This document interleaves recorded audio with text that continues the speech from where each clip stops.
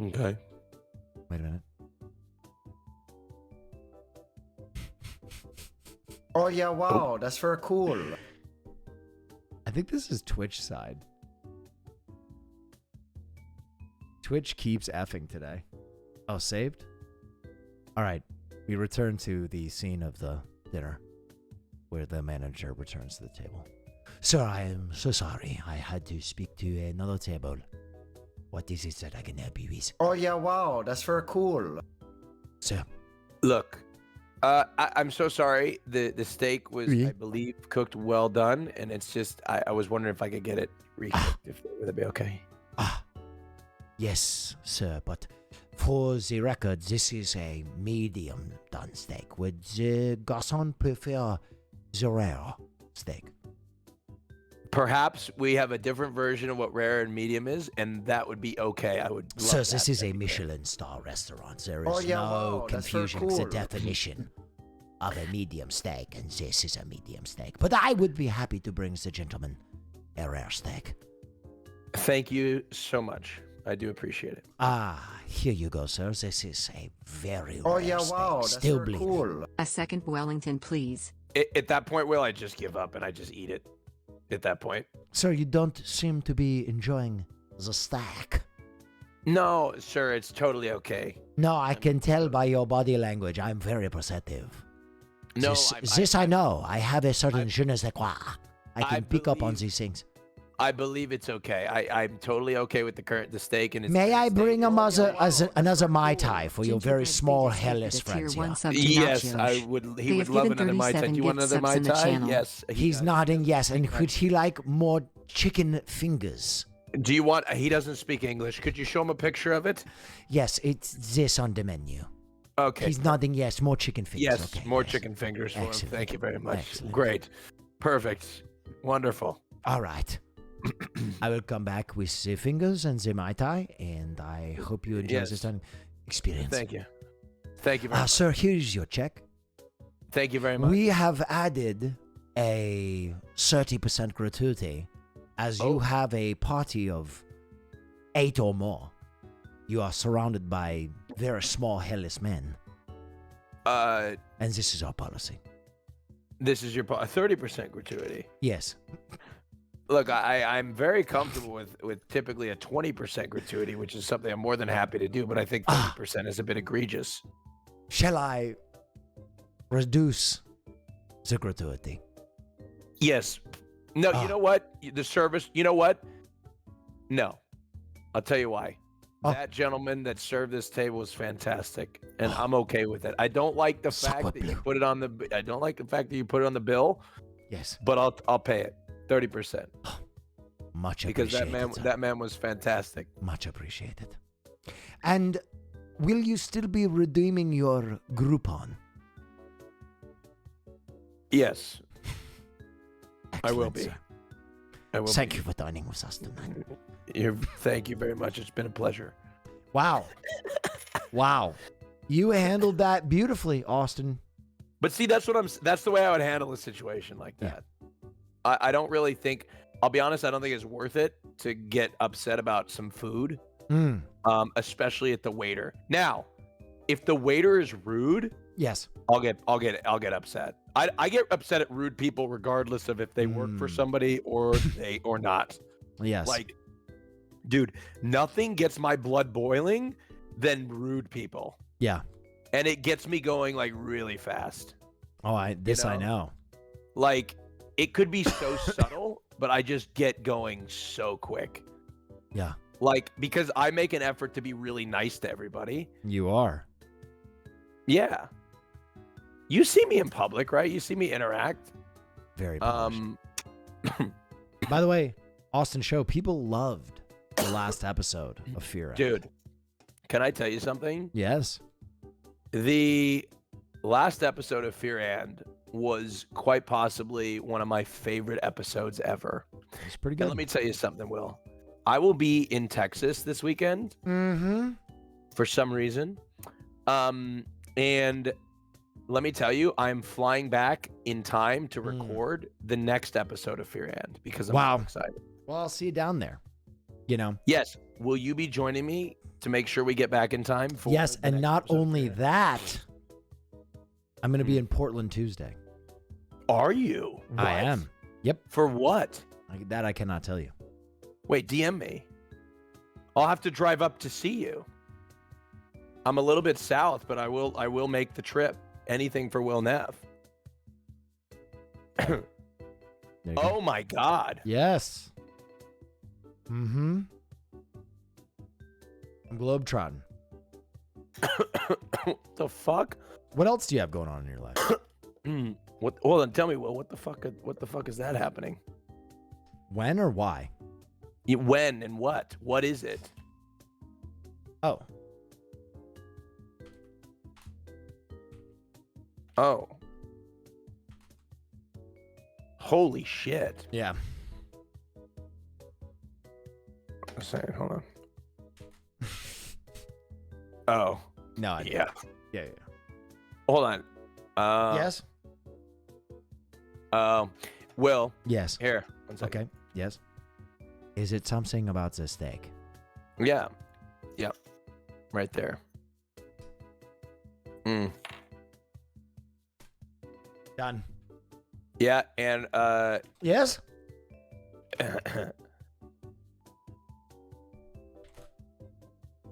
yep.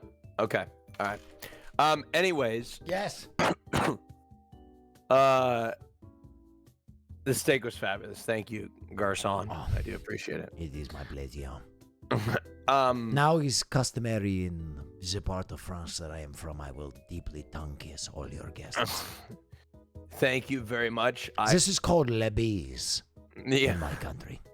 I would deeply appreciate you tonguing my table because I am deeply fatigued. Yes, of course. But yeah, Will, I Yes. appreciate you letting me vent because I was like in bed. I've been fuming for like 4 hours, almost maybe all day long. I think like- you're gonna make some inroads. I don't know what's wrong with me though, Will. Why do I get so upset at this shit? I think for me it's such a principled thing that like I just get so mad that like companies think they can just fuck you. Get and away just with this shit. and get away with it, right? Like they just think that they can just fuck you. Like Yeah. I don't think that's how it should work. No, I've Like, been. that's why I get so upset. Like for example, Cutie's party, right? Yes. This was behind the paywall, but like, that was 50 grand. Like you know, I feel like she had a case to like she gets this, she pays for this house, right? I This is all I'm still saying. want you to call that Oh guy. yeah, wow, that's very Does cool. anybody? This is behind the Hostage paywall, erased. right? So like, I should I not be discussing? No, this you at can all? talk. You can talk about it. But like, she paid 50K for this house, right? Yes. And like, the part of the agreement that she went into was that like the house would be like 2 floors, right? Like, you know, that didn't happen. There were like friends of the owners there Yep. at the party.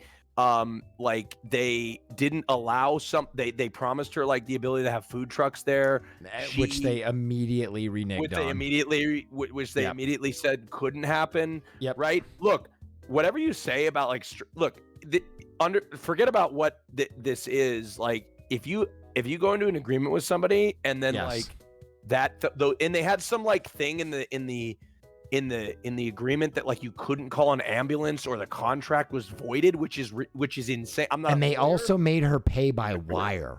Yeah, it to me, like those are the types of things that I get upset about because it's like, look, you went into an agreement with something. If Yep. they don't fulfill that entire agreement, you deserve at least a portion of your money back. Oh yeah, for sure.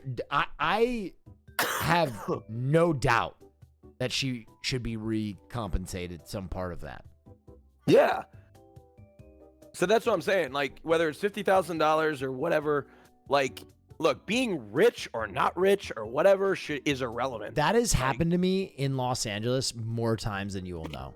A lot of times people rent houses in Los Angeles and like people's friends will show up. I'm going to tell you a story. Yeah, hold on. You know the last time this happened to me? Can I say something about Cutie? Yeah. That woman, I hate where people are like, oh, rich. Cutie invests so much fucking money in her content. Like, Oh yeah. it's insane. So like, look, she goes way farther than I've ever gone, frankly, to invest like financially in her own content. So like anybody being like, oh, Rich, like Cutie works her fucking ass off, number one, and she fucking puts a lot of her resources that she makes right back into her content. Honestly, You know what I I mean? couldn't care less about millionaires compensating millionaires. Well, yeah, get fucked. Yeah. Dude, I don't know. First of all, like Cutie is not like a giga millionaire. You know what I mean? No, she's not. Cutie is very wealthy, but she's not like. It's not like she doesn't feel $50,000. Yeah, exactly. And she did that, you know, to put on a nice party for her friends. You know what I mean? So that's it. So this actually happened to me. that. This is really funny. This is an old story. I've never told this story. Mhm. My friend and I helped Guy Lawrence of Disclosure book a house for this is insane, for his girlfriend and now his wife's birthday. And he booked this house, and there's something about these LA homes that are like they're like thrown together with duct tape. I don't know what it is. They're made in the brutalist style. They're thrown up very fast. They rent these places out, and they're actually trash. So we're at this party, and a pipe bursts on the hillside, and there is like a torrent of water cascading down the side of this house to the point where like the deck is no longer structurally sound. Yeah. And we're asked to leave the home. Yeah. And as we're leaving the home, we realize that among the birthday party guests, there's like 20 of the owner of the home's friends who have blended in and are there at the very end because they just wanted to be around some famous people. And it was like, what would compel you to think it was okay to just have random people at someone's birthday? like you would never see that in any other circumstance, right? Like if you rent an Airbnb, imagine it's like you and your girlfriend and two of the people who own the home are just like, yeah, we're just going to hang out around here. It's like the most insane thing to do. Yeah. It's fucking insane is what it is. Yeah. Yeah, that's insane. And that's rude. And like it's just a strange thing. This happened at the OTK event. Didn't the owner of the house like haunt that event? Wasn't she just like kind of creeping around being like Giga Karen? Yeah. I would have taken like, shit on the floor. Now this is where I would say with that. This is my policy. If you entered into the agreement under the pretense that the owner would be there the entire time hovering over you, then that's your bad. You know what I mean? If you like for example with H. Lorenzo, the shirt situation. Yes. I did go take the shirt back, right? But I bought another shirt, right? And to be honest, I wanted to take the whole outfit back. Oh yeah, wow, right, cool. Hello. Because like the other shirt didn't didn't complete the outfit, and like why would I want the outfit if it didn't like have the complete pants outfit, and right? the boots are amazing. Yeah, I know, but I didn't see any I didn't see real. But I didn't. The reason I didn't is because I bought those pants, I bought those shoes, and I bought that other and I wore and bought that other shirt. So like to me, like it wouldn't be like I went into that's my bad if I, you know what I mean? Like I bought it. So those parts were fine. You know what I mean? Uh-huh. The BO shirt, on the other hand, that's a different story. And by the way, like, Austin, where's the jacket?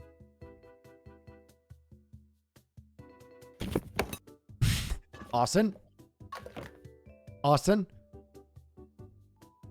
I heard a noise like you were frantically stashing a jacket somewhere. Austin, it sounds like... Will, I don't know where the jacket is. That's interesting because we were supposed to share the jacket. It was supposed to live in Los Angeles. Oh, I remember. It's getting dry cleaned. Oh. Oh. Yeah, it's getting dry cleaned. Got it. Yeah. Here in Los Angeles. No. Oh. I've got a very great dry cleaner in Eugene, Oregon that's Oh. taking care of it. Really great dry cleaner in Eugene. Why are you dry cleaning it after one wear? Well, it's very expensive, and I thought it needs to be dry cleaned, and I only trust my dry cleaner. Well, thank you. It doesn't have that same smell, does it? No, not at all. No. Not at all. You're not the smelly one, correct? I'm not the smelly one. Okay. Not at all. All right. Not at all. Here's Johnny. Not at all. Oh my gosh, I just got rated by Extra Emily. Austin Amazing. Show, say hello to everybody from Extra Emily's community. Hello, everybody from Extra Emily's community. My name is Austin Show. Yes. And I am joining the most talented, Stop. most incredible, Please.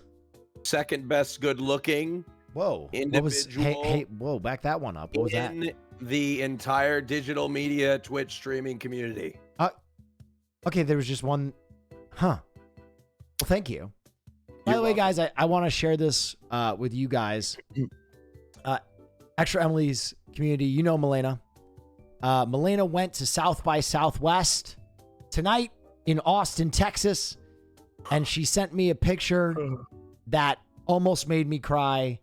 My first appearance on the big screen at South by Southwest at a premiere for the movie Peak Season in the Alamo Draft House. A very illegal photo.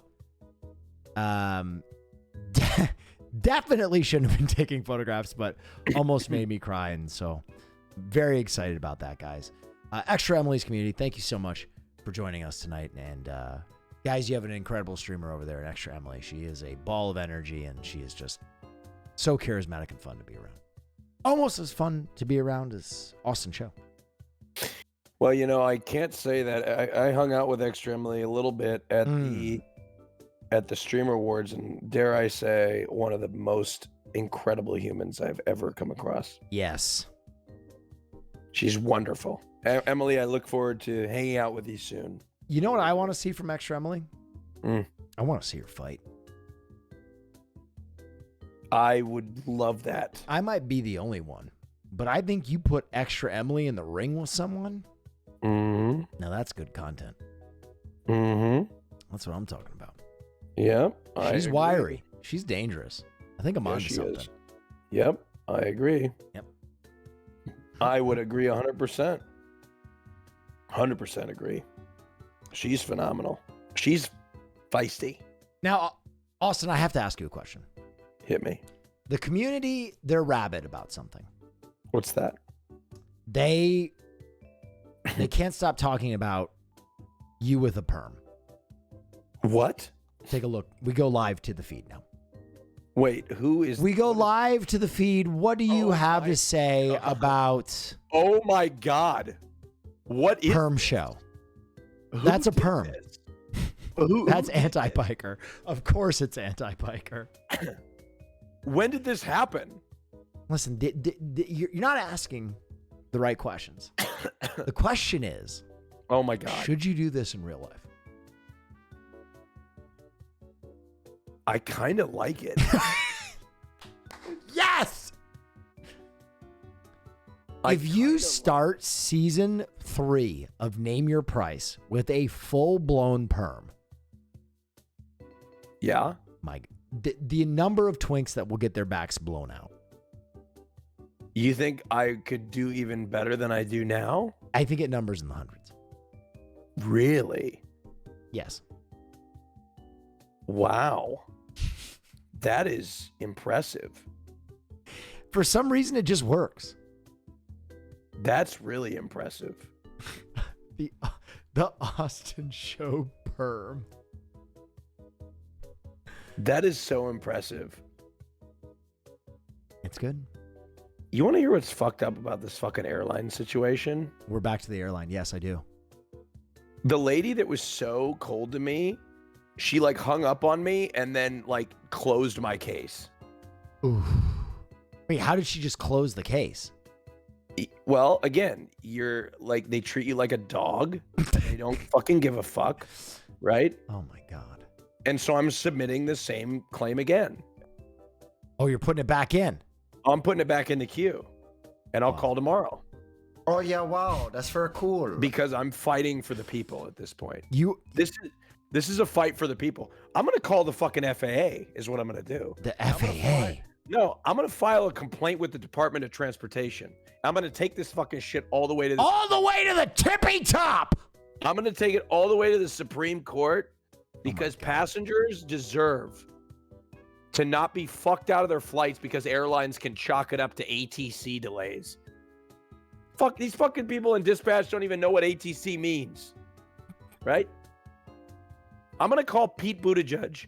Oh my God. Hey Pete, You're gonna get Buttigieg on the line? I'm gonna get Buttigieg on the line. I'm gonna say, Pete. Is that a gay thing? Do gays have a direct line to Pete Buttigieg? Yes. Okay. We do. You pick Okay. up the phone, you call Pete Buttigieg. It's like Right? Spider-Man. Everybody gets one, huh? Right. Yeah, okay. That's right. Okay. You call Pete. I'm going to call Pete. I'm going to say, look, Pete, I was on a plane that was delayed 12 hours prior due to an ATC delay, ground stop in San Francisco. We all know you knew about it all day long, Pete, right? But you decided to cancel the flight last minute. Let me compare this. Let me put this in like not plain talk. Okay. Yeah. Let me put this in non-plain talk. I gotta find a good thing. I think everybody understands school, right? Yes. You have an assignment. Yes. It's due at midnight. Sure. Okay. 3 days ago, you found out you have a wedding on the day that it's due. Okay? Yes. Fair? Okay. You fail to submit your assignment on time. Uh-huh. And you email the teacher and you say, I'm sorry, teacher. Oh, no. Wait, no, this isn't a good example. This is not a good example. Okay. Your mom is having surgery. Oh my God. You have an assignment that's due at midnight that day. Oh, Jesus. Okay, maybe this is a bad example. This is a bad one. Okay, let's change it. Okay. All right. I'll forget those two. You are having surgery. Oh yeah, wow, But that's it's very like cool. something Not minor. like this. Oh my It's like God. you have like a minor surgery. minor. You're having a colonoscopy. There it is. Colonoscopy. Did you think your colonoscopy was minor? Yeah, well, I mean, it is technically a minor procedure. Fine, upper endoscopy. Okay. Okay. I'm having an upper endoscopy. Okay, it's not minor. It's pretty. It's not very invasive. Okay, let's just say that. Okay. Let's do upper endoscopy because you don't have to do that. Okay. Okay. You have an assignment that's due at midnight of your upper endoscopy. Okay. Yep. Right. You've known about this upper endoscopy the entire time you knew your assignment was due. Okay. Are we You still email talking your- about flying? Yes. Okay. You email your teacher All right. because you failed to submit your assignment, and you tell the teacher that I couldn't submit the assignment because I had a procedure done. Right. Now, what does the teacher say? The teacher says, Teacher "I'm says, so "Oh my sorry. God, I hope you're all so right." sorry. I hope you're all right. Yeah. Right? Yes. Right? Right. Okay. In the situation with the airline, we are the teacher. But what if, as the teacher, you know that this procedure has been planned for the last 4 months, Oh yeah, wow, that's very and cool. you were Lisa using that Fasci's gifted a procedure tier as an 1 sub to excuse A_casserole. to miss They the have given deadline 2 of your gift subs on the assignment? channel. Well, how You would see you what I ever? mean? How would you know that? How could you Because ever prove that? Because this is a routine upper end. You couldn't prove it unless there was some sort of law in place to prevent those things from happening. Are you guys lost? Are you guys lost? I'm picking up what you're putting down. I think that can you put it in a better analogy? Yes. Chat, this is what Yes. happened. Here it is. Here it is. Hold on, no. Here's a better example. Okay. You go to the DMV Okay. and you go there with all your paperwork and they set you an appointment to Okay. pick up your car at a specific time. Yep. And you go there at the specific time and they say, "We're sorry, our tow truck operator doesn't work on this day." And you go, but you set the appointment. You know when your tow truck operator works. Now you're costing me an extra day of storage, and you could have saved me the trip. Yes. And you're having your colon operated. Okay. A colonoscopy is not a colon operation. It's where they stick something up your butt to look at it. Okay. I've had a colonoscopy. Right. Okay? I've had one, and I've had an upper endoscopy. Show. Get And it trending these chat. are not limited. They're not super invasive. You go. The invasive part of a colonoscopy is you're fucking shitting your brains out. Okay. Have I told you guys my colonoscopy story? Yes. By the way, did you see Have I? that this? Have I? No, that I thi- haven't. I think you told me. No, but have I told the chat? We can tell that. Have you seen that Austin Ox cut me into the bear? Have you watched The Bear? No. Oh my god, is Milena gonna get in trouble now for showing that? No. But I know the filmmaker. There's no way.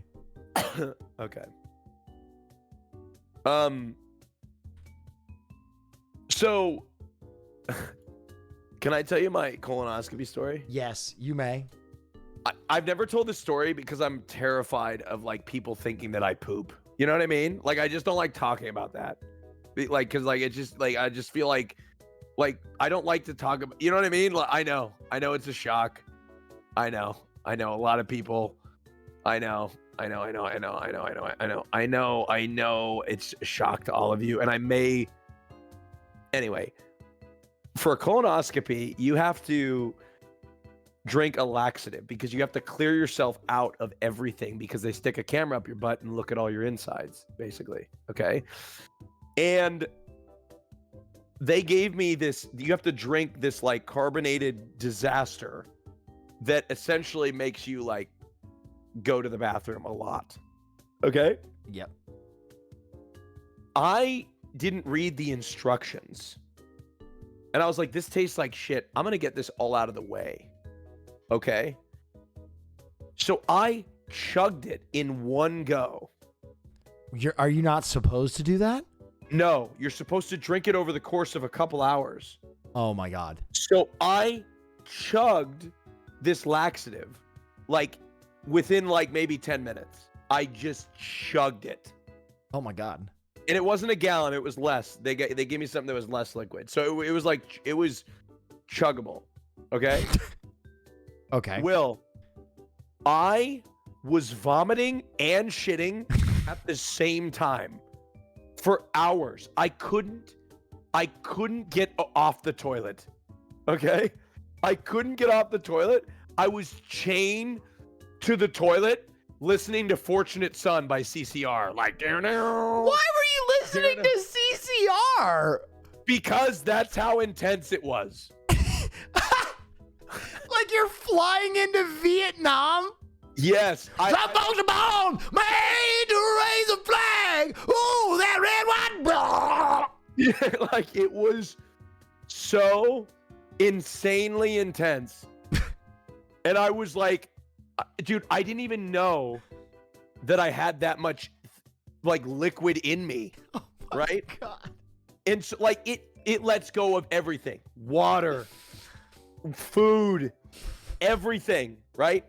And you have to do this 24 hours before your colonoscopy. Yeah. So dude, you walk in and you're able to like drink like clear like Sprite and then nothing the day of.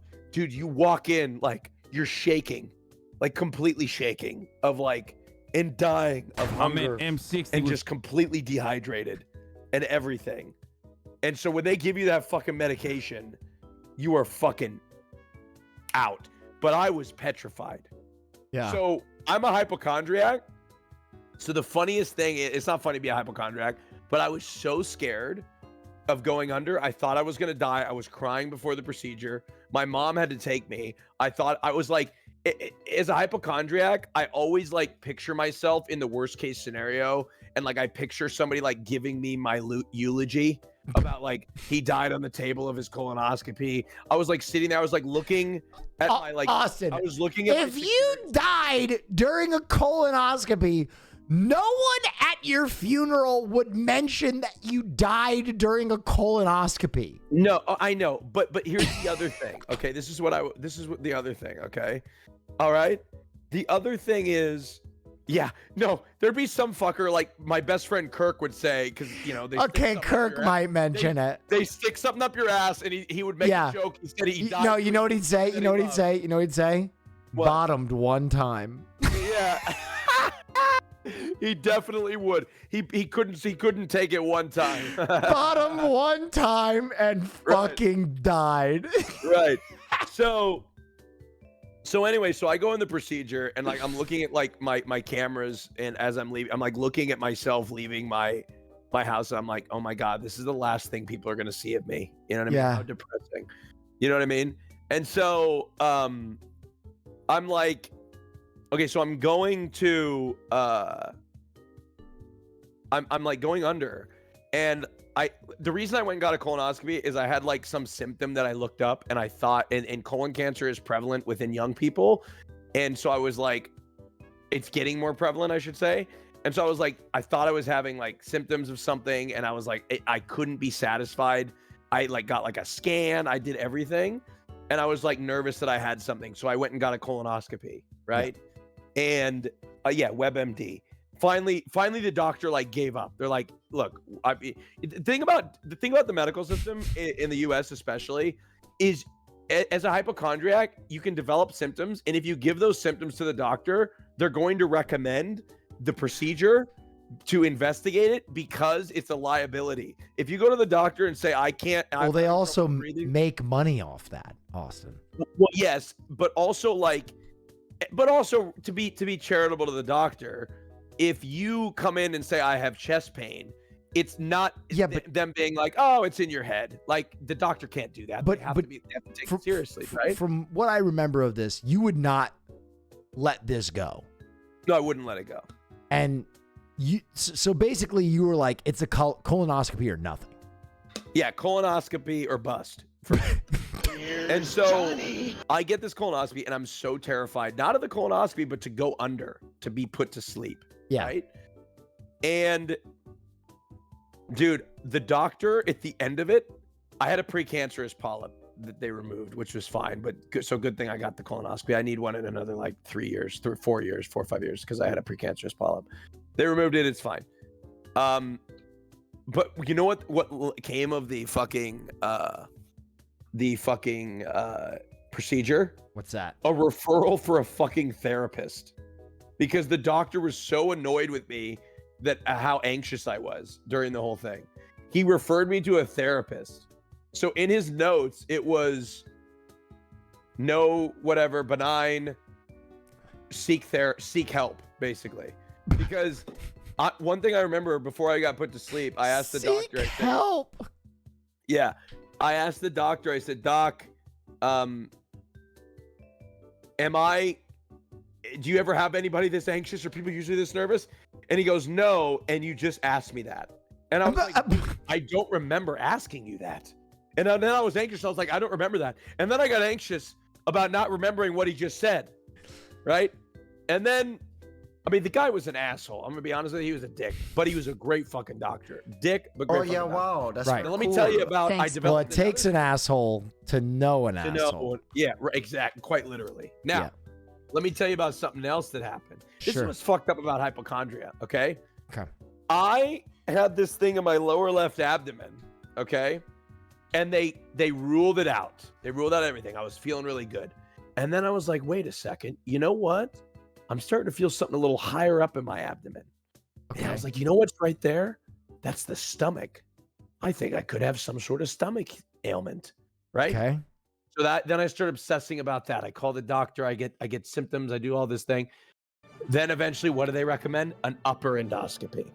So next thing you know, I'm in the fucking same office with another doctor getting a fucking upper endoscopy, right? Okay. And that's when I tweeted. I don't know if you guys are following me on my alt Twitter, but I said I just had an upper endoscopy and the results are in. I'm a throat goat. That's what I tweeted at when I was on drugs. I tweeted that. Yeah. And they gave me a drug that I can say I've had. I've had fentanyl before. Wow. I have had fentanyl in my system before. I've experienced what it's like to be a police officer, is what I'm saying. Like I have experienced it firsthand, what it's like to experience a fentanyl, like not overdose, but like fentanyl in your system. Yeah. That shit is no fucking joke. That shit. Yeah. They gave me not 25 milligrams, 25 mics, okay? Which, how many mics? Mics are in a milligram? I don't know. 1,000? I think like 1,000 mics Yes. is 1 milligram, okay? Right. They gave me 25 mics, okay? Let me put it into perspective. Cool. Will An Neff from hosting Advil shows. has My two favorite has people. 200 milligrams per one Advil, Sure. and that motherfucker is tiny, right? And you could take 4 of those motherfuckers. No, maybe you could take 4 of those motherfuckers at once and be totally fine, right? Yeah. 25 mics. They administered that shit, and my entire body went fucking limp, and I started to struggle to breathe. Jesus. I was like, what's happening? They're like, it's okay, you're gonna be to sleep, and I was out like a fucking light, right? What's happening? Yeah, I was out because then they hit me with propofol, the thing that took out Michael Jackson, right? The drug that Michael Jackson used as a fucking sleep aid, right? Which is insane that doctor gave that to him. Yeah. I've had propofol multiple times, like 3 times, not like recreationally, but like in a surgery center, right? Like that shit fucking puts you out, and it's very safe in a surgical environment. But like, Can I tell you something about painkillers? Yeah. When I had a procedure recently, minimally invasive procedure, they gave me a nitrous tank oh, to basically, to like help myself too. Yeah. Like help yourself. Oh no. I was trying. I was swinging for the fences. Yeah. Because I was like, oh, I get to do this legally. I went too far. Yep. I got to the point where the whole room was just Holy shit. And they just let you hit it? yeah. And I was watching Breaking Bad while they were doing part of the procedure. And I was just like, oh, like I was fried. Were you enjoying it? I loved it. I don't like the feeling of losing control of my body.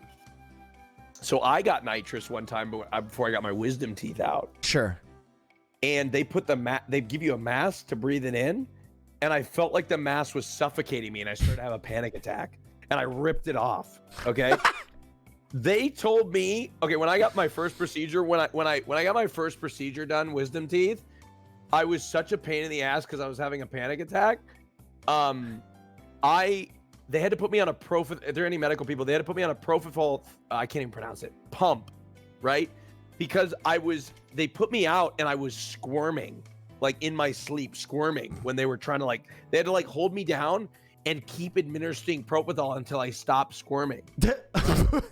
And they also gave me Versed, I think like a combo of Versed and propofol, which is like a cocktail to put somebody out. Dude, they gave me so many drugs to put me out. I woke up seeing double vision, and oh God. I couldn't even stand. Number one, and I was hitting on all the nurses, which tells me how deep in the closet I fucking was. Because even Hey, baby. even so deep and so drugged up, I still knew I had to play it straight. You were so high it gave you conversion therapy. Yes, I was so high Wow. that I was like, I can't blow my cover here. Wow. Right? I didn't even come out while I was under the influence. That's how high I was. Oh my God. You know what I mean? That's intense. So, anyway, those are my stories about going under. Yeah. You know, but yeah, I'm a hypochondriac. I've had my blood drawn like 5 or 6 times in the last 12 months. Just That's to get wild. just to get levels checked. That's wild. Right? And I'm the type of guy that'll go into a fucking doctor's office and like be like, "Hey, I was just curious. So I know that the best way to determine whether you have like an elevated glucose is like taking your hemoglobin A1C. But I am Coming curious, with like, your why my glucose WebMD levels are- printout. Yeah. No, but like, okay, so I was concerned about my pancreas at one point for some Yeah. reason. And one thing I found, like, I had this obsession with like pancreatic cancer. That was my obsession. I thought I had pancreatic cancer for some reason. right? Sure. And the reason why I was scared of it is because you never know you have it, right? Which is the most awful thing if you're a hypochondriac. The number one thing about a disease that you don't know or cancer that you don't have is that you can, and on top of that, it's extremely deadly. It's extremely Right. And so I was like, for some, I read on WebMD that like an elevated glucose level could be an early marker for this thing, Right. amongst a million other things. Like Yeah, it you could ate mean that you consumed a lot of sugar. yeah, like you ate a fucking like cookie before you went and got your blood drawn, And right? and you have a propensity to eat cookies. I do, and my diet and blizzards and other things, right? So that was one of my ailments. So I went in and I got my glucose checked for this reason, and it was elevated. And then I went back to the doctor and asked them to take my hemoglobin A1C. Hemoglobin A1C takes a snapshot of your glucose levels, an accurate depiction of your glucose levels over the period of like I don't know, 90 days versus your blood sugar levels. Just like a glucose level takes it like immediately, like based on like what you've eaten today or like what if you worked out, and there's a lot of other factors. Thank you, change. Carter, so much for the Right. raid. Sorry, I just got raided, So- bud. And I know appreciate it. there's medical people in here that can validate what I said. My mom was a nurse in her career too. I actually do have a lot of experience in the medical field as well because of my hypochondriacs are really like good at knowing medical things. Now we're not doctors, we're not nurses, we're not even fucking close, but we're more knowledgeable than the average person. Right? Oh. Do you think that being a hypochondriac makes you more knowledgeable about medicine in the same way that being a flat earther makes you knowledgeable about geography? What do you mean by that? Like Exactly what I said. what like no, but flat earthers are just wrong. The earth's not flat. And you're not sick. Oh, wow. That is really awesome that you said that. Wow, that is holy shit. That you really fucking got me on that. I walked right into that. I mean, I am sick right now, I think I caught something from the street. Yeah, you have a cold, but you don't have like your colon's not rotting off or anything like that. Am I the only one that got sick? Oh yeah, wow, that's very cool. I'm gonna I'll keep it a buck. I have the immune system of a horse. Yeah, but do they have good immune systems? Very good. Wait, but so do I, and I don't know why I'm getting sick. I've heard this before. Is anybody else sick from the From am I the only you. one? But you typically get little bugs. I do, Yes. but I'm built like a brick shithouse. I'm always on a plane. Yeah, but you always have like a sniffle or a cough. Joe got sick. Charming Joe? Everybody's been getting sick. Okay, I mean, I don't know. Nobody else went to the Abbey, and I did. So That is true. nobody else did go to the Abbey, right? So I don't know. What'd you do at the Abbey, Austin? Oh fuck! I just drink and support. Did you do anything that could have, I don't know, exposed you to bodily fluids? I did not suck cock at the Abbey. No. I was asking if you kissed anyone. What the fuck? Oh. I guess there's other bodily fluids other than cum. I did. You should have elaborated a little bit. You should. But for the record, I did not suck dick at the Abbey. Thank you. Thank you for clarifying. I did not suck dick in the bathroom at the Abbey. You're adding Or the chapel. a lot of specifics. I did not suck dick or get my dick sucked on the chapel side of the Abbey this weekend. Okay. I can finally put that fear to rest. Nor did I. None of that happened. Anyways,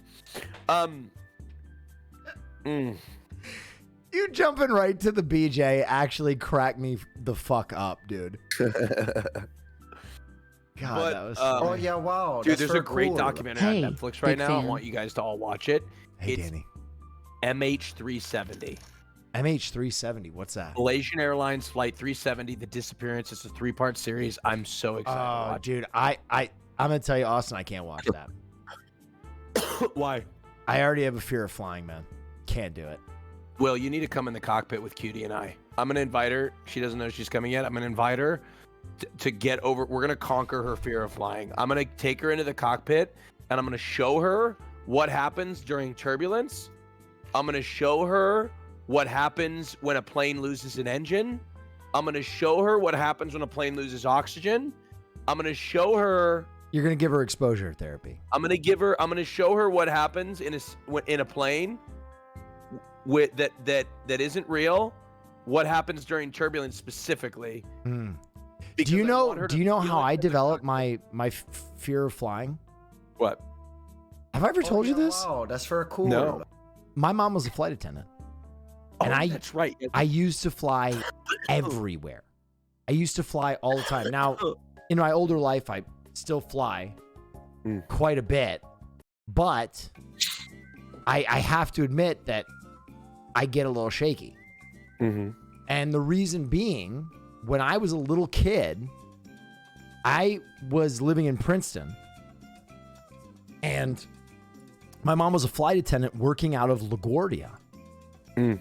And on 9/11, Mm. she was flying in to New York City, Mm. and a bunch of the kids that I went to school with had parents that were in the Trade Center.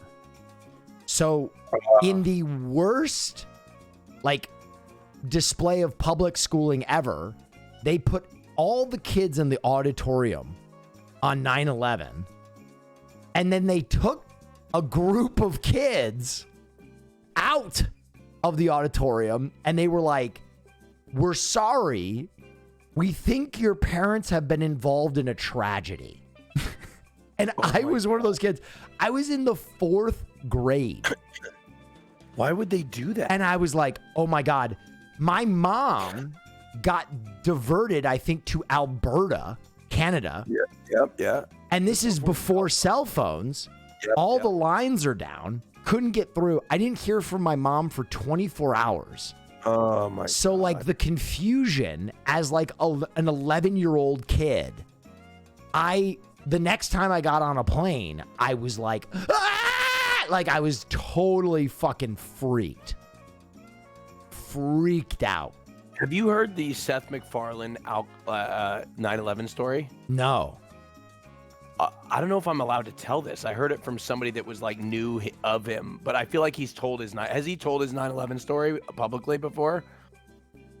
I mean, I don't know Seth MacFarlane, but he has. Okay. Well, I'll tell it because somebody that worked with him at the time at Family Guy or whatever in 2001, Seth MacFarlane was supposed to be on one of the flights that hit the towers. Okay.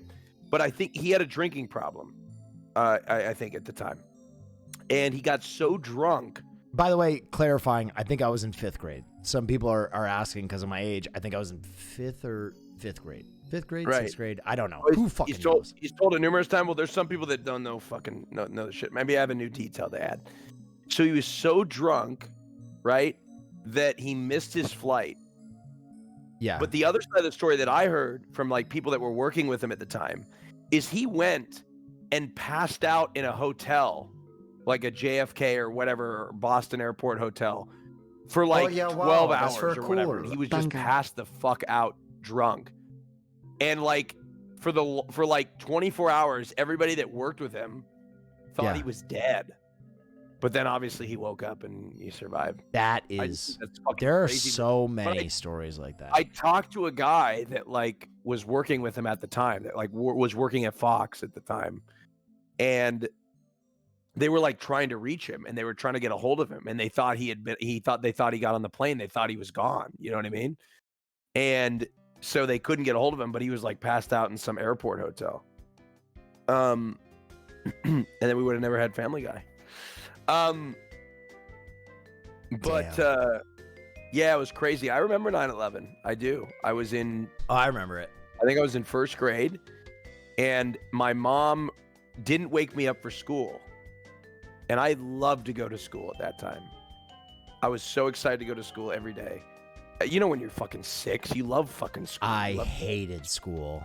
Oh, I love school. School was a nightmare for me.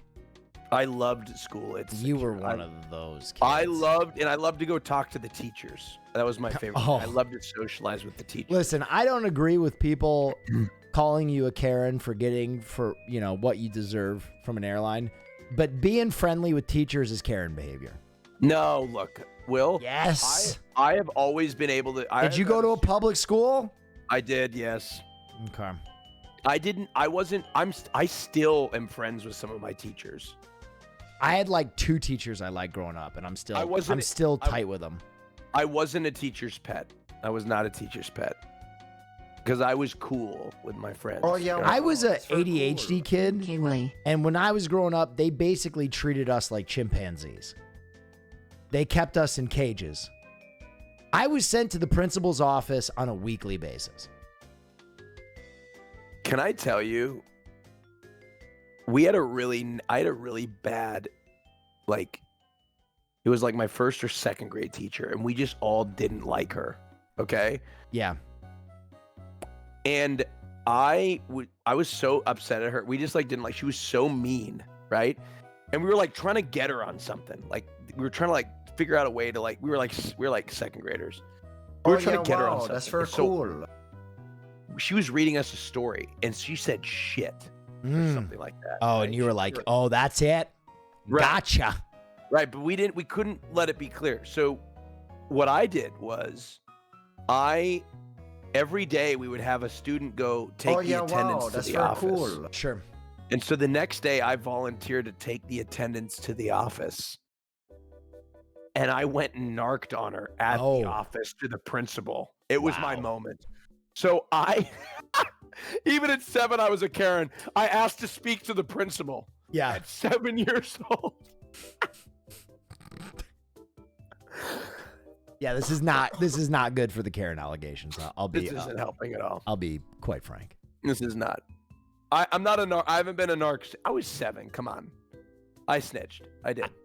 I'll tell you a story of when my mom became my best friend. I got in trouble a lot as a kid. As I said, I was constantly sent to the office. And there was one time that the public school got really mad at me. And it was because this was some dumb fucking behavior from me. They used to make you check in on the buses if you were going to someone else's house or your house. And I had a friend named Will who's on a different bus. So I wanted to go over to his house after school, but I didn't have permission. And I was like, oh God, I'd have to go all the way home. I Indiana Jones that bitch. Okay. I had my friend put down the back window of the bus.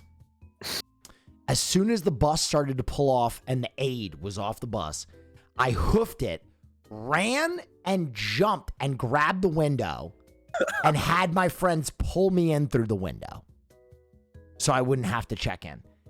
And I saw, as I was leaving, the aide saw me and was like, "Stop the bus! Stop!" And I was like, oh, shit. Oh, hell. Here it comes. So I got to my friend Will's house, and I was like, Will, I got to borrow a bike. I borrowed a bike, and I hightailed it back to my house. And I got home, and I was like, Mom, I got to let you know, I'm about to get in big trouble. She's like, what did you do? Told her what I did. And she was like, all right, you told me. That's the most important thing. Like 20 minutes later, gets the phone call from the office, from the school. And she's like, he did what? Oh my goodness. I'll have a conversation with him right away. And she looked at me and she did this. And I was like, oh my God, my mom is so ride or die. And so after that, like we had a policy. If I ever fucked up, I would just tell my mother. I would come out 100p and just be honest. And it's something I'm going to do with my kid. Because I got in trouble a lot. I bit my teacher in kindergarten. I bit her ass. You bit her ass? Yeah. You bit her ass? I bit her ass. God damn, Will. Yeah. She ended playtime early. I didn't like that. You bit her ass. I bit her ass. What a power move. Yeah. I don't know why I did it. I was a biter. It's probably because you came up to her ass. That was the closest. Yeah. It was the first thing I could bite. Yeah. You just bit her ass. Kindergarten. I was angry. My mom was kind of a badass too. Yeah. My mom's very protective over her kids. Even to this day, she's protective. Like my mom is mother bear. Sure. I think your mom and my mom would get along really well. Yeah. I'm trying to think about in 3rd grade. I think my teacher was mean to me or something. Yeah. I'll never forget this. I think something like my teacher, what did she say? I was like fucking 3rd grade. I think, Will, you and I had moms that didn't have a filter. No. My mom used to listen to when in 2004 or 5, when I was 10, my mom would listen to Usher, 50 Cent. My mom was always hip with whatever. Now she stopped in 2004 and she still listens to that stuff. But she hasn't gotten with the times. But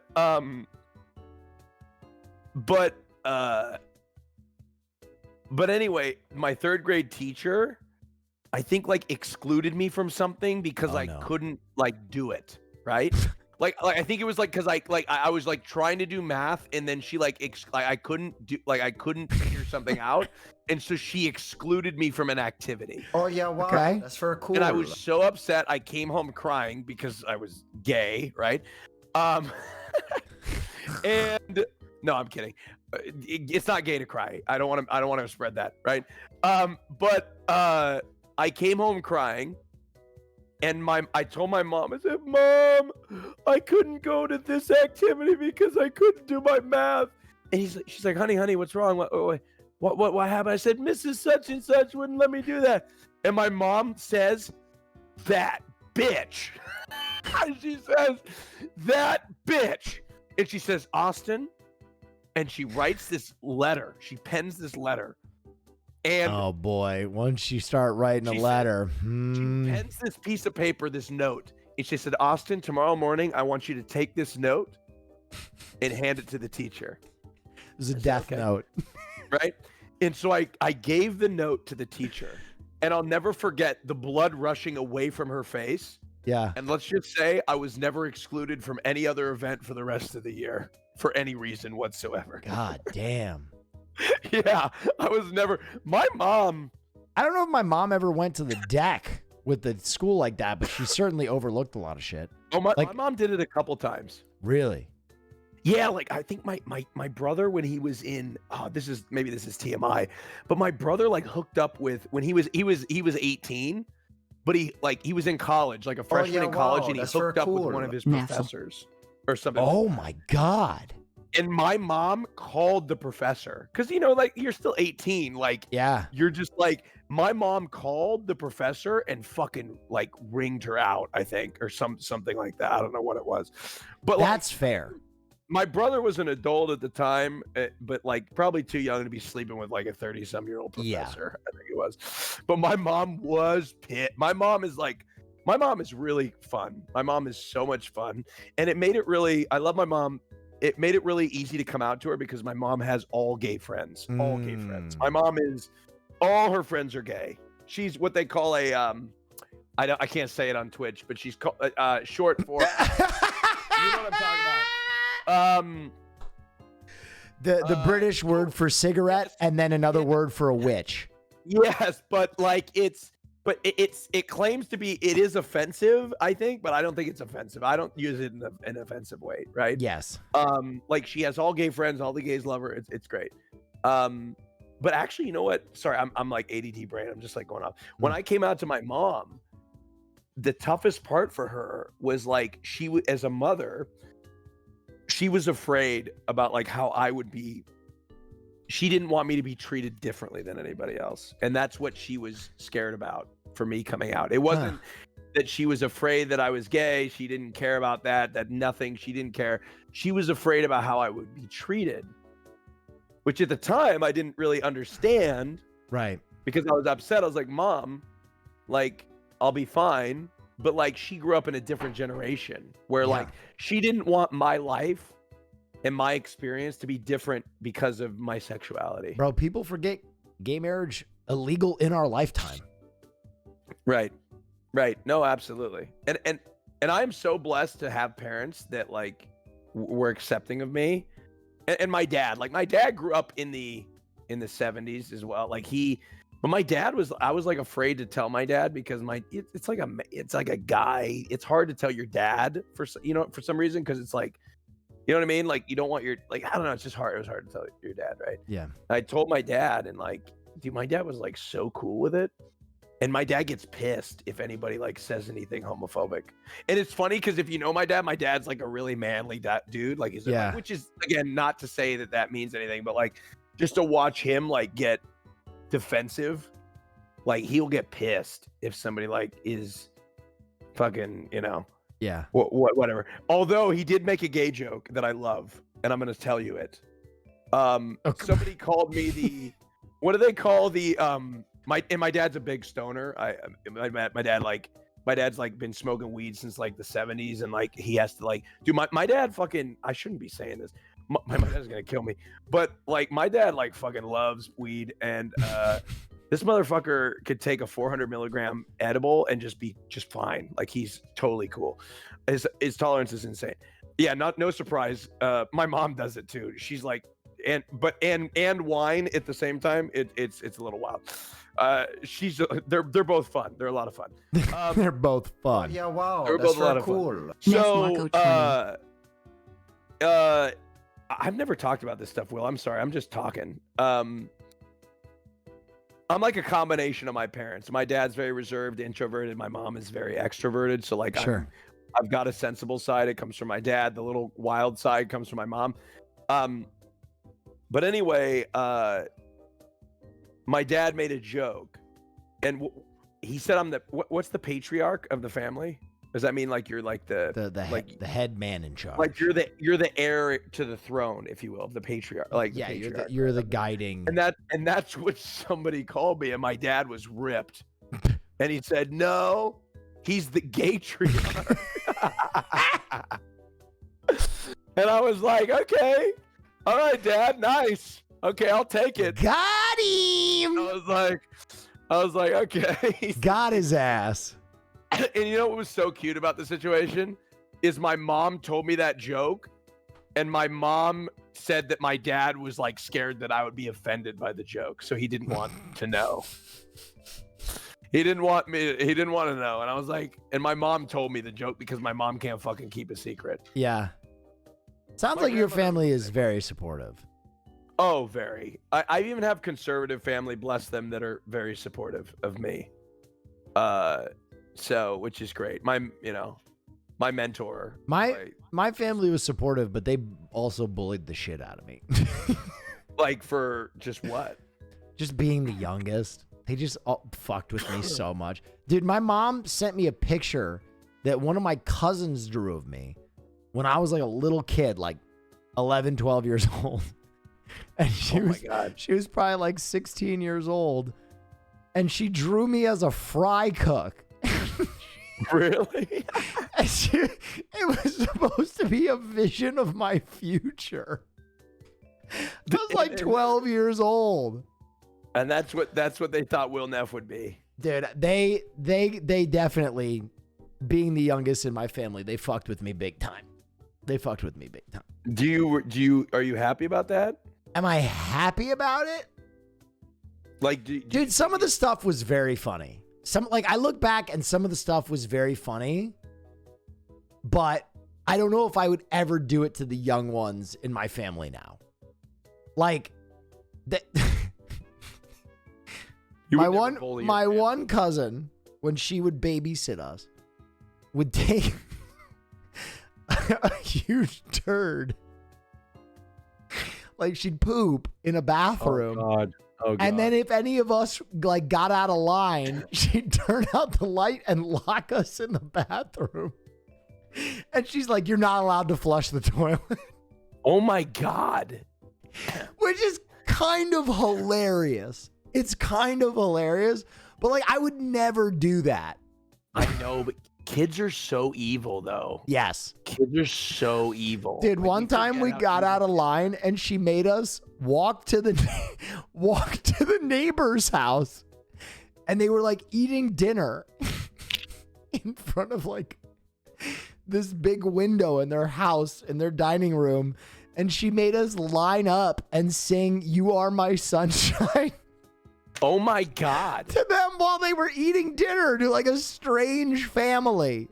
Dude, somebody said in the chat, this is 90s bullying. Yes. No, this is 90s bullying. This is a different breed of bullying. It was a different type of fucking bull. I mean, if Zoomers got bullied the way I got bullied, they would fucking evaporate. Yeah, I mean, yeah, it was 90s bullying was a whole new type of bullying. It was, dude, it was diff. My siblings were too much older than me to get bullied. But I mean, I would watch my other sibling get bullied. And I think the worst thing my older brother did to me was like he wouldn't beat me, but like he would like hit me with an empty milk carton and then narrate the news story about me getting hit with an empty milk carton as he was like pinning me down and hitting me with an empty milk carton. He's like, "This just in, breaking news. Austin Show was beaten to death with a empty milk carton." As I'm like, "Ow, stop. Oh, dude, it was like, I don't know. He would do shit like that. That was the worst thing. Oh but my then God. guess what? I would tell my older brother that was older than him. And my oldest brother was protective over me. So every time my older brother would come home, I'd tell him about what the other brother was doing to me. And then I would watch my older brother kick his ass. And it was awesome. Yeah, we had a pecking order like that too. Like everybody got bullied by someone bigger in our. Yep. There was one of the older siblings of like my closest family friend, like literally is like family essentially. Yeah. So the kids in this family, they're all 6'5" and above. They're 6'5", 6'6", and like 6'7", and they all played D1 football. They were all giants. Shit. But when we were growing up, the oldest one was like still in college football, and the younger one, the middle one, was like in high school. And there was one night that we were in the middle of nowhere, Beaver Island, Michigan, and the middle one kept farting. And we thought it was hilarious. He just kept farting. And the oldest one is like, "If you fart one more time, there's going to be dire consequences." Dire consequences. Yeah. And to that, he just lifted his leg and just absolutely annihilated a fart. The oldest brother went and got a roll of duct tape and taped his butt cheek shut by just doing like a lap around his midsection. like around his navel over and over again. Yeah. And for the rest of the night, we heard this poor kid trying to pull duct tape off his pubes. Oh yeah, wow. Wait, That's he very pulled cool. his pants Yo, down and dude, did are it? you Yeah, coming he back did to his Texas? entire lower body, bro. He mermaided him. He did like his legs all the way down, bro. Oh my God, that is awesome. Oh God, good times. Speaking of which, Yeah. I was in the airport today and some guy walked past me and just fucking shredded ass. No. Oh, it was so loud and like it was so loud that people turned and looked. S-Van, I'm coming to Texas this weekend, baby. So is Austin. Yeah, same. Yeah, I got to rest up, make sure I'm good. But like, dude, this guy fucking ripped ass and he was right on the Thursday. way. Sorry. Yeah. He was on the way into the restroom and I felt so bad for him because he just kept moving. Oh, he was like in fine strokes. He was about to lose control of his bowels. Yeah, he was on the way in to the restroom. Bless him. I mean, you know what I mean? We all fart, we all shit. You know what I mean? That's one thing it used to gross me out, but I'm like, we're just human. You know what I mean? The other thing I wanted to tell you is a pet peeve of mine. Can I tell you about this, about flying? What's that? I cannot stand when people do not exit the plane in an orderly fashion. It is so incredibly rude if you are in a row behind and you walk in front of everybody who is trying to get their baggage and you scoot past everybody to get off the plane. So I'm going to tell you a story. I landed in Atlanta on the way to North Carolina, where we filmed the Misfits video. And there was this lady, right? And she had a cane. She was really like, she was older. She was an older woman. Yes. And she had a cane, and she was in the row next to me. Okay. The plane deboarded. Everybody got up. It's always like a mad dash. Everybody's fucking animal. Everybody's like, when you fly, everybody's fucking animal. Yeah, people are fucking animals. Yeah, people are fucking animals in an airport. You see the worst of humans when you're traveling, right? So everybody's moving. Okay, she's in the row next to me. It's her row's turn. Okay, everybody sees her like getting up slowly. She like goes up. You know when people get up with a cane, she's like getting up with the cane, getting up slowly. 3, 4, 5, 6 people. Boom. Just punching her in the face. No, just blowing past her. Boom, boom, boom. It wasn't my row's turn. I got out and body checked the next person. Oh. And stopped them and blocked the row, allowed her to get out, took her bag down, got her bag, and then she was walking slowly, right? She was walking. I think I also said something like, I'm going to let her go. Wait. I said, wait. I'm going to let her go, right? So I stopped her, right? And she said, thank you so much. I got her bag, and she was so slow walking up the jet bridge. That you shoved her to the ground. No, I didn't. No, I didn't do that. But I stood as like a body shield as she walked all the way up to I didn't let anybody I didn't there was no room to pass. So like I didn't let anybody pass her, but I just said, I let her go all the way up. And I could just feel seething passengers behind me. Yeah. Just angry passengers that couldn't get to their gate to just sit for another fucking 2 hours and fucking eat a fucking Cinnabon or whatever the fuck humans do when they wait for flights, including me, by the way.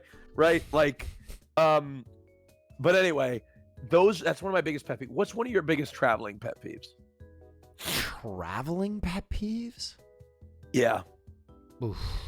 Well, I am of the belief that the middle seat gets both armrests. I believe that as well. And people that do not adhere to that silent credo get the grinder. Yep. They get the grinder. They should be they get the Nick Pollum grinder for sure. Yep. I agree. Straight to the grinder. I'm trying to think of like what other flight pet peeves I have. When people I have one. Mm-hmm. Early morning flights, Like when you go through Yeah. the night, Yep. when Red eyes? when the fuselage is dark and everybody is sleeping, and there's one asshole who opens up the window Oh boy. and lets in bright shining light into an otherwise dark fuselage, straight to the grinder. That is me. Why would you do this? I don't Speak your piece before we load you into the grinder. No, I like to look out the window. Okay. During a night, during an early, like, No. in a red eye? No, red eye. It's dark. You can put the window up. No, I'm saying in a red eye when you've gone through the night Oh, and it's morning and people are still sleeping. This is my policy. When the descent has started, that's when I can open the window. And that's when I do open the window. That's different than popping a window open in a completely dark Yeah, no, fuselage. I don't. I will do a little peek minimum at maximum. Peek max, maybe a little peek just to see where we're at, you know. But like as soon as the descent, it's on, windows up. Okay. Oh, you know who else goes to the grinder? Maybe you Okay. can agree with this one. People who recline their chairs too fast in front of you. Completely agree. I don't Press the recline my button, gently lean back. There are people who press the button and they go, "Crack!" And out of nowhere, your seat comes at you. You whoa, whoa. Yeah. Knock shit over, jump scares you. Don't do that. Straight to the grinder. Another pet peeve are people that sit on a window seat and leave the fucking window closed the entire fucking flight through takeoff, through landing. Those two times, the window should be fucking open, in my opinion. Don't sit on the fucking window seat if you don't want to look out the fucking window. That's very cool. All right. This one's interesting, Austin. I gotta say. Why? Did you ask them to open or close the window? No. Well, then you can't just expect them to open or close the window. I think it's rude because they chose the window seat so they get control over the window, but I don't like it. This is controversial. If you had asked them and they said no, that's a different story. Okay. But for you to assume that they know your window preference is crazy town. Okay, but hold on. We are in a fucking metal tube going 600 miles an hour through the air. All right? Wouldn't you like to have a little fucking frame of reference of where the fuck you are? It's not my first flight, Austin. Yeah, but neither is it mine. I would like to know where we're going. No, you're just a train girl, like Hassan.